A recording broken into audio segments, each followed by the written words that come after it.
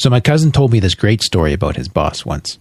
This is a former boss. Okay. And the boss and his wife, the boss's wife, went fishing one day. And it was like finally their break. They're out on the lake. And apparently this guy's on his phone all the time. Well, sure enough, the phone rings on the boat and he picks it up. And this is like their first breakaway in like forever. Hey, She reaches over, she grabs the phone and she just hucks it out into the lake. Wow. Welcome to the Only You Forever podcast. If you want to build a thriving, passionate marriage, we've got the research, the truth, and the answers you've been looking for. And now, here are your hosts, Caleb and Verlinda Simone Gendel. Hey everybody, this is episode number 98. And we're going to be talking about how phone addiction is impacting marriages. Now, I don't think that guy ended up throwing his wife in the lake behind the phone, but... What? I was just thinking that was such a smart wife. Oh, yes. Yeah. Mm-hmm.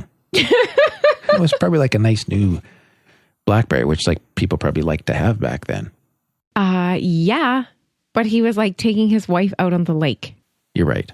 Thank you. Right. So let's move into this because this may even be an issue in our own marriage. Right. So last week, Verlinda, we talked about the very interesting question, do opposites attract? And, you know, what are the implications for marriage if you guys are opposites or if you're very similar? And if you're new to our podcast, make sure you check out that episode. It was a good one. But back to today's show on phone addiction. I think what's going to be challenging about this is that we do struggle with this issue as much as the next couple does, especially you. Not even close. We argue about who struggles with this issue. We do. We disagree. All right. So what do we know about phone addiction? Well, the research is just starting to come out on this because the prevalence of mobile phones is relatively recent, even though some of our younger listeners may not remember a world without them. But the whole concept of how it can be an addiction and how that's impacting our life, that's just starting to be documented and researched. Mm-hmm. And so that's what we want to... I remember our very first cell phone. You got it for me for Christmas. Yeah. It's like a little kind of brick-like thing. Yeah, it was cute. Yeah. Sorry. I don't think our teenage daughter would think it was cute anymore, though. Right. Yeah. Yes. So...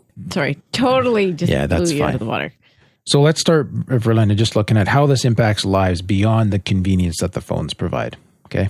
Because we both have phones. We use them. They are convenient. They're helpful. There's good things about them, but we want to look at the part that people are just starting to talk about. So our research assistant, Esther, pointed out one journal article that was a literature review, which means it's a search of many different journal articles looking at problematic cell phone use. And his conclusion was that mobile phone use may become uncontrolled or excessive, and that can impact daily living. And he pointed out evidence to show a behavioral addiction is possible, and that this would indeed impact social, familial, and professional life. So in that study, he noted that there's three typical areas of problems. Okay. Number one is just what he called dangerous use, which is the tendency to use the mobile phone while driving, as an example. Oh, okay. So that's problematic. No surprises. Yeah. Prohibited use, which is the tendency to use the mobile phone in banned places. Yeah. Like at the doctor's office when they say no cell phone use. Yeah. It's like, well, my appointment's half an hour late. Why am I going to sit here doing nothing? Right. But it's still prohibited. Yeah, not that and I that's would technically problematic, right? Mm-hmm. Dependence symptoms was the third one, which is loss of control, negative affects in situations in which the use of the phone is not possible or not allowed.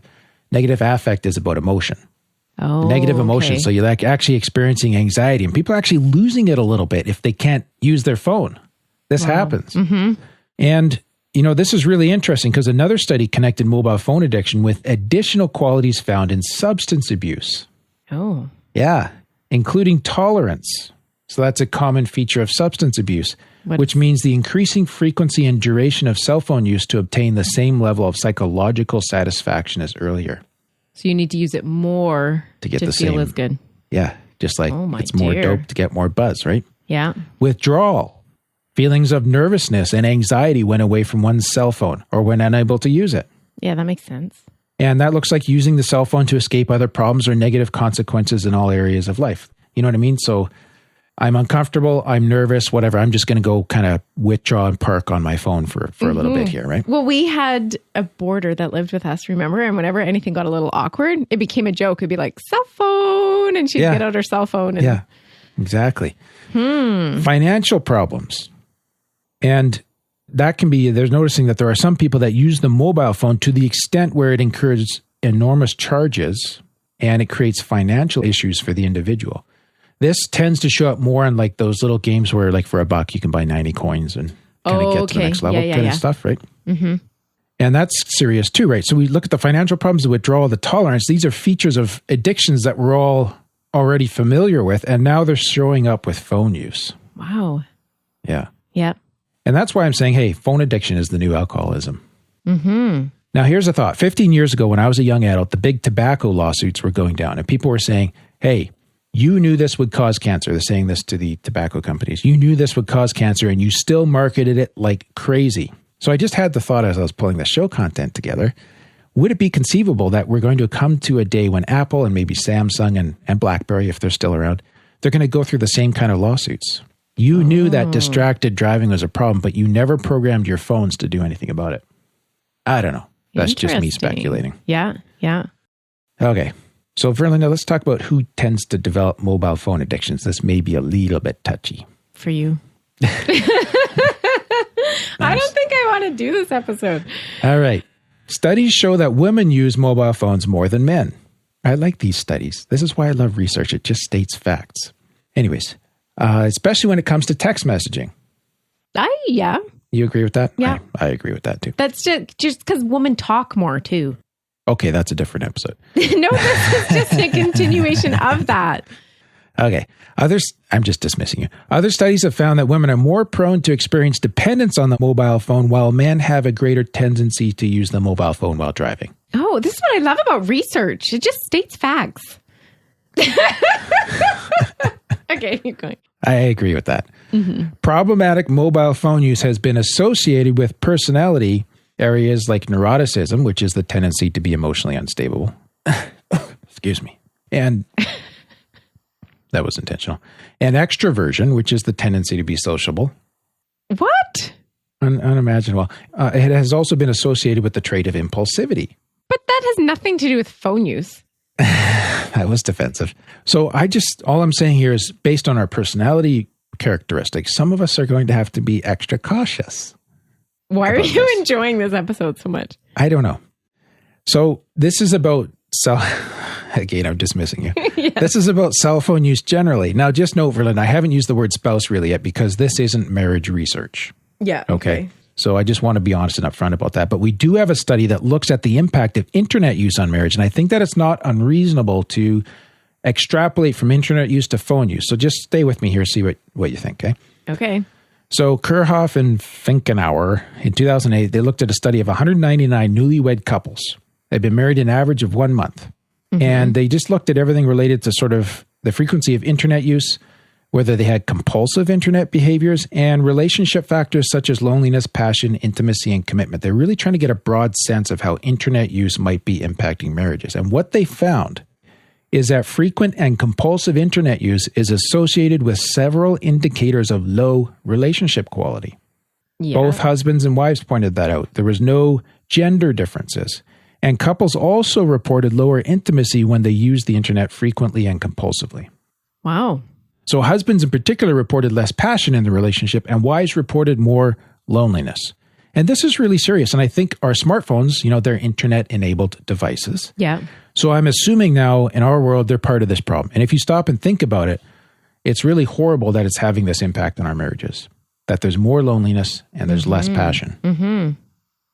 But I'm just thinking of a conversation I had with somebody, and she was saying, oh yeah, we went to bed early, but then, we looked up this on the internet and then we looked up that and then it was like super late. Yeah. We're talking like 3 hours. Wow. And well, that's the thing. There's like what's going on as a couple at that point. Yes. And maybe they had legitimate stuff that they really had to do that Exactly. night. Yeah. But that's not the best reason I can think of for going to bed early on a marriage podcast. Yeah. And what you could be doing in bed exactly. instead of sitting on your laptops, checking out stuff on Amazon.com or whatever. Right? Yeah. But that's what I'm just saying. That had an impact that night on their marriage. Yeah. And that's what I think this is. It's a challenge to put our phones down, get off our laptops or our tablets and engage. Be human, relate. Yes. Show some passion. Yeah. Develop your sense of togetherness. Those are good things. Yes. All right. Now, so that's computer use, big red X, whatever, right? Or when it's excessive. Right. Okay. Yep. Like we rely on computers for this business very much so. Yep. So we're talking about excessiveness, but I want to go from computer to mobile phone, okay? Because there was a little bit of research that suggests that mobile phone usage causes more relational issues than the use of other forms of technology. So going to a phone doesn't make things better, it can make things worse. Oh. So I'm just kind of moving our thought pattern through the research that we do have, okay? Okay.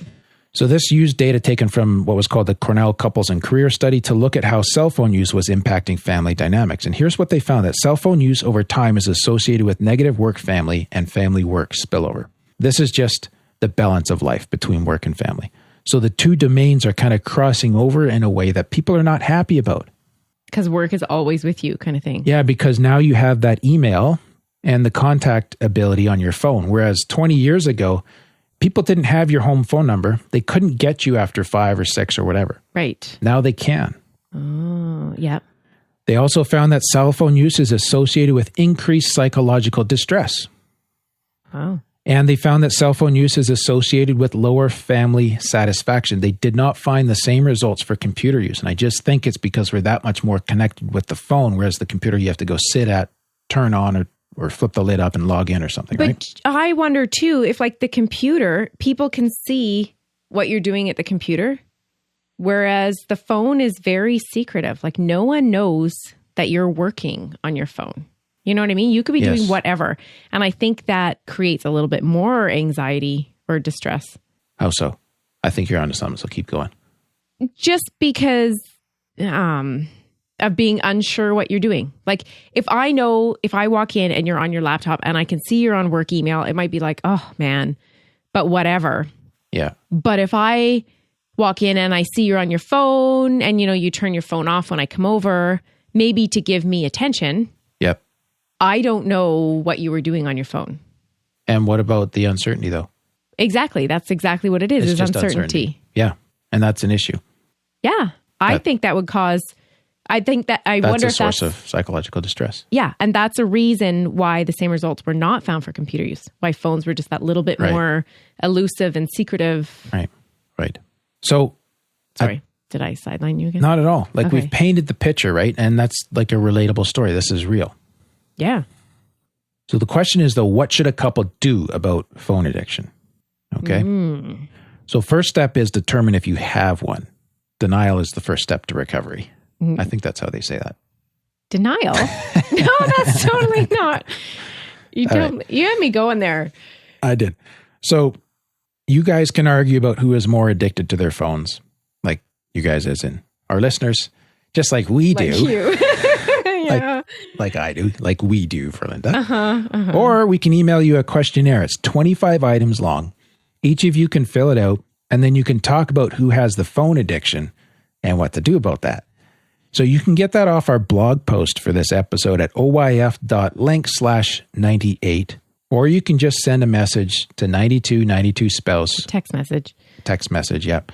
With the word podcast in that message. Message and data rates may apply.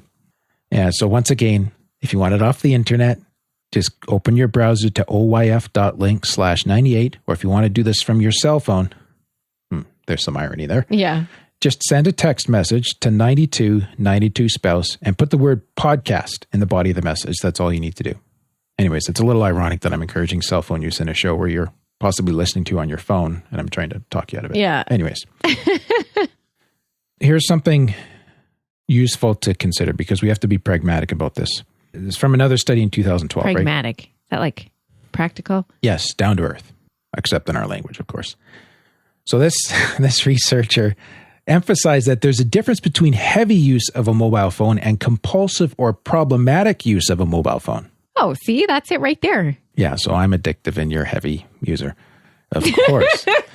So some individuals are required to use their phone all day long for work and other purposes. Yeah. And may not be addicted even though they use their phone as often as someone else who is addicted. Okay, that makes sense. So get that download we just offered. And then when you have that figured out, if there is a possible addiction or at least a problem going on, have a chat about these ideas and see if they can be helpful to you. But just note that there's a difference between heavy use and compulsive use. Okay. And so what we want you to do here is to go through a little bit of an exercise, and we're going to do this ourselves. live in just a moment. But this is from an article where the researcher discussed the diagnosis and treatment of internet addiction, which can include various activities enacted on a mobile phone like texting, email, gaming, use of chat rooms, social media on the phone, okay? Okay. So the first thing to do was to determine your baseline usage. And if you really want to take this seriously, like if you think it's an issue and you want to get down to nuts and bolts on this, begin filling out a daily mobile phone log, which details the frequency of your use, the times you're using it, and what you're using the phone for each time. What that does is you don't change your cell phone use, you just record what you're actually doing. Right. And that gives you a visual picture of how severe your addiction is, if that's what it is. And that can become the basis for moving forward. So there's no better way to assess what's happening than to actually write it down for a day or two. Okay. Second step is start looking for the triggers for your use. And that means just watch your internal world and begin to monitor thoughts or situations that happen or stressors that tend to precede the overuse of your mobile phone. So what triggers you to pick up your phone? Yes. Okay. What happened just before you pick up your phone? This is critical. I know that I tend to grab my phone in the context of social ambiguity. What is, like, you're feeling a little insecure? Yeah, insecure. I'm not sure what's going on, or I don't know what to do or what to say, so I'll just get on the phone. Right. Because now I'm doing something. Yeah. And so just think about why you pick your phone up. Are you actually doing something, or is it just filling in a blank? Or is it somehow reducing anxiety for you? So that's an example of how I do it to reduce anxiety. Do you know what I find is that I pick up my phone to do something intentional?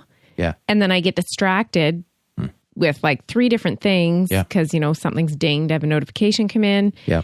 And then all of a sudden, like half an hour later, I'm like, oh, what was I even doing? Yeah. And that's the convenience thing. Like you feel obliged to clear those little red icons that have the number in them. Yeah. But you can turn those suckers off and then they're not running your life. That's the weird thing here is this comes in as convenience and helpfulness. Like there's some things I want to know about when they happen. Yeah. But then those things start to run me instead of me running them.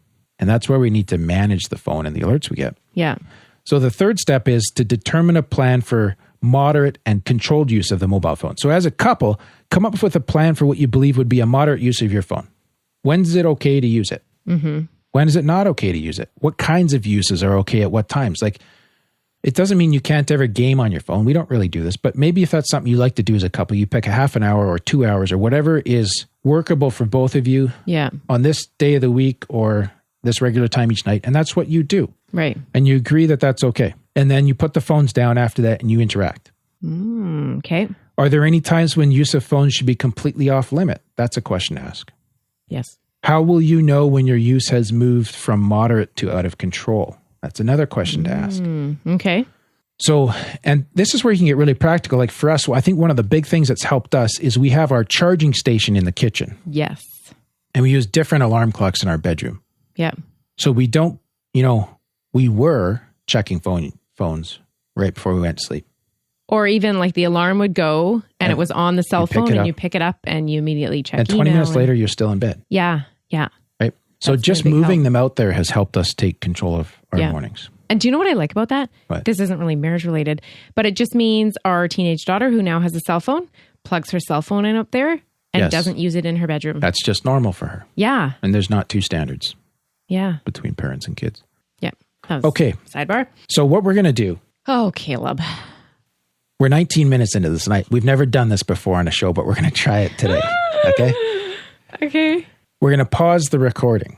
And I'm not sure how it's going to work, but we're going to try doing these 3 steps our lives. So we're going to stop. We're going to do the actual worksheet that you folks can find on this episode. And then we're going to come back on. We're going to talk about our triggers and see if we can improve our plan. Oh, Caleb. How does that sound? That sounds terrible. Okay, let's turn it off and do the worksheet. Okay, we'll be right back after these messages. There are no messages. Just hold on.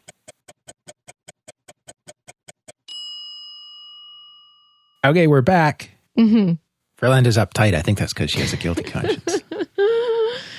I think you should go first. Okay. What was your score? 81. Are you serious? Yeah. That could not be accurate. What was yours?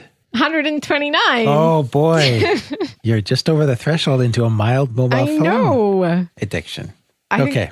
So here's what I scored above a 5 on. Okay. I used my mobile phone to make myself feel better when I was feeling down. What'd you score? 7. I scored a 9. Huh. I feel anxious if I've not checked for messages or switched on my mobile phone for some time. 13. Oh, see, that's not 7. a biggie for me. Huh. Okay. 15. My friends and family complain about my use of the mobile phone. I put an 8 there because you're actually the only person. 10. Oh, see, I put a 6 because you're the only person. I'm only worth a 6. Yeah. Nice. If I don't have a mobile phone, my friends would find it hard to get in touch with me. That's 8. That's true. I give that an 8. That's number 16. Yeah. Okay. That wasn't a big deal for me. That's funny. 20. There are times when I'd rather use the mobile phone than deal with other more pressing issues. 6. But I kind of get sick of my phone too. Oh, I gave myself a 10 for that. Okay. Like, would I rather, dust or get in touch with someone? Huh. Yeah. 23. Mm-hmm. Here's the other thing is you're more extroverted than I am too, which remember that plays an influencing role from the start of our podcast. Right. Because it means I'm neurotic. Yeah. No, that was separate. Not going there. I've been told that I spend too much time on my mobile phone. Mm-hmm. I only gave you a 7 on that one. Oh, I gave you a 9. I feel lost without my mobile phone. Oh, that's not a big deal for me. Yeah, like if I don't have it, I'm like, I feel underdressed. Yeah. How about you? Did you have different ones that you scored high on? Yeah, like most of them. You couldn't have because your total could be as high as... yeah, but I gave myself 1. 250. I gave myself ones too, but I'm just asking I for your find high myself ones. occupied on my mobile phone when I should be doing other things. Yeah. And it causes problems. Yeah. I've tried to hide from others how much I spend on my mobile phone. Oh. Like when you walk out in the kitchen, I'm like, turn it off real quick and pretend I'm doing something in the microwave. Uh-huh. Yeah. There's times when I sit in here and it's like really, really quiet out there.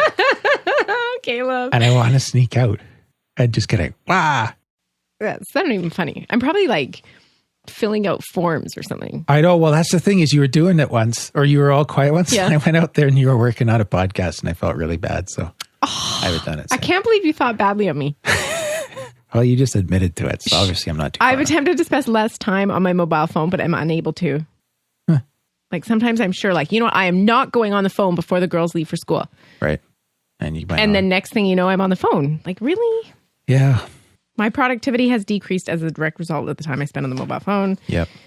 I find myself engaged on the mobile phone for longer periods of time than intended. I kind of talked about that already. Like I get on for something and half an hour later, I'm still on. I think the key to that though is notifications, turning them off. Yeah, I might need to do that. Yeah. And then there are times when I'd rather use the mobile phone than deal with more pressing issues. I already talked about that too. Yeah. Cool. So those are my like 8s, 9s, and 10s. Okay. I can't believe I just shared that. I was very honest of you. Yeah. So okay, let's talk about... Point. Yeah, so determining... We don't have time to do our baseline usage on this podcast because we have to write stuff down for 2 days. But it would be an awfully long podcast. Let's talk about... Sorry. Every 50 minutes, like, I just picked my phone up again.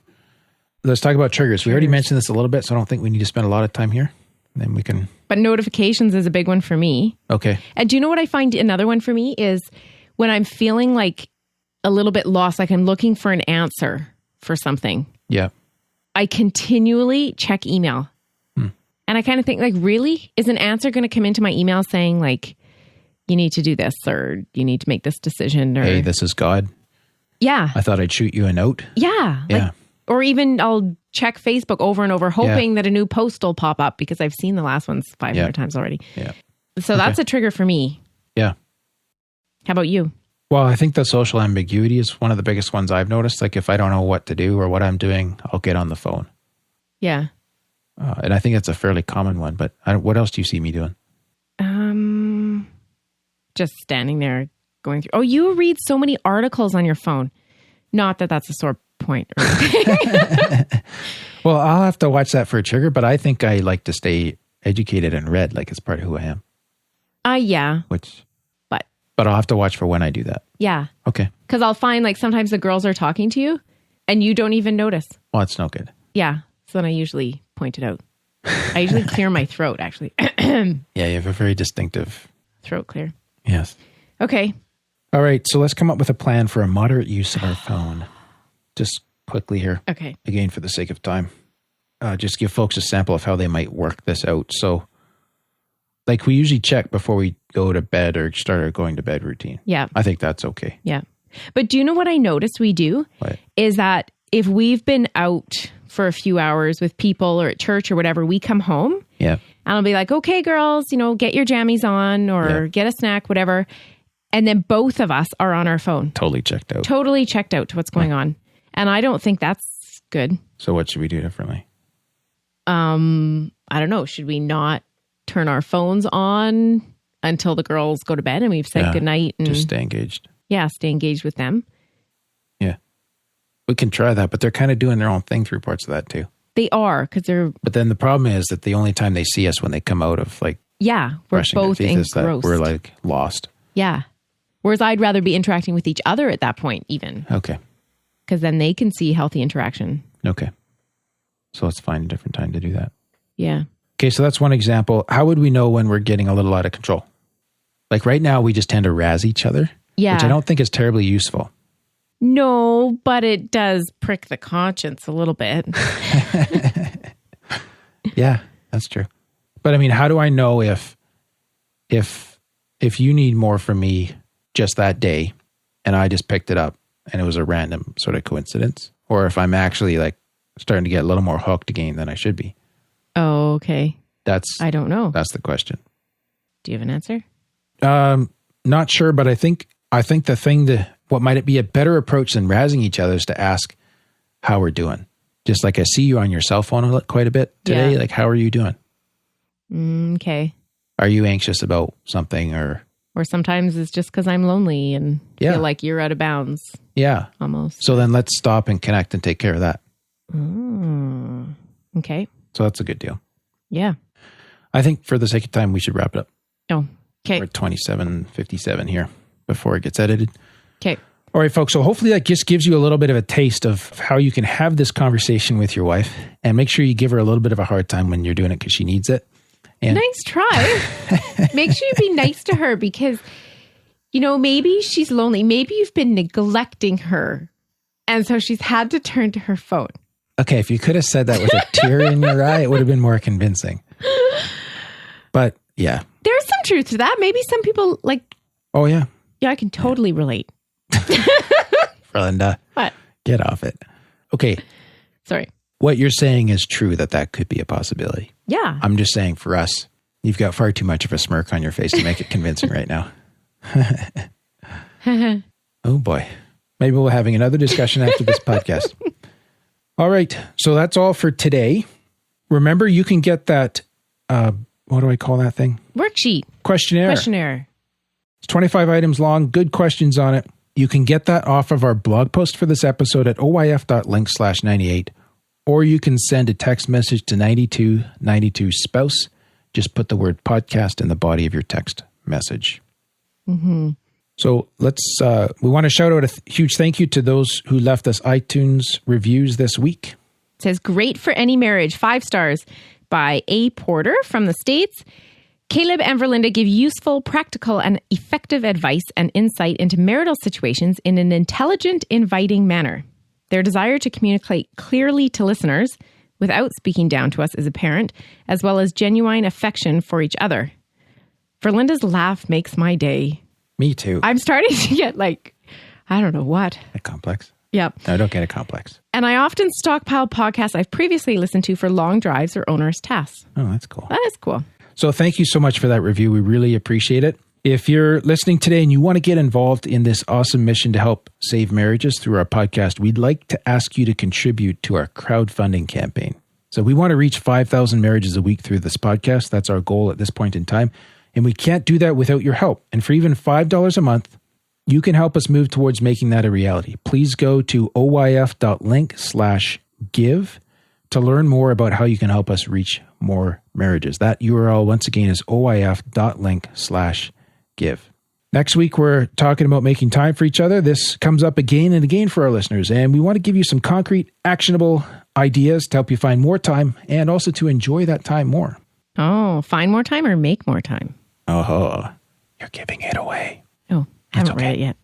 Well, that's all for today's episode. You can get the full show notes at oyf.link/98. Remember, we're here to help build thriving, passionate marriages. So if this was helpful to you, we'd love it if you could help us spread the word and share this with others who would also be blessed by it. Thanks, and we'll see you next week. Thank you for listening to the OnlyYouForever.com podcast. Please help us reach and influence a wider audience by rating and reviewing our podcast at onlyyouforever.com/love. Thanks for listening, and we'll see you next week.